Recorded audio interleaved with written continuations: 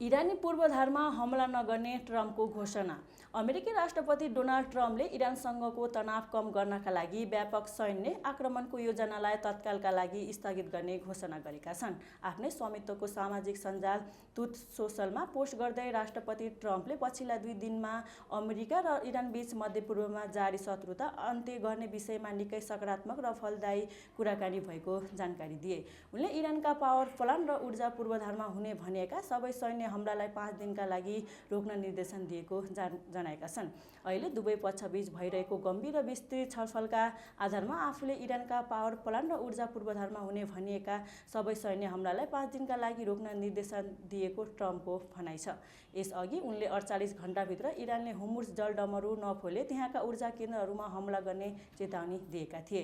त्यसको जवाफमा इरानले पनि आफूमाथि हमला भए पश्चिम एसियाका ऊर्जा केन्द्र र अन्य संवेदनशील पूर्वाधारमा कडा जवाफी कारबाही गर्ने चेतावनी दिएपछि विश्वभर चिन्ता बढेको थियो। यो अवधिमा हुने वार्ताको सफलताका आधारमा आगामी कदम चालिने उनले स्पष्ट पारेका छन्।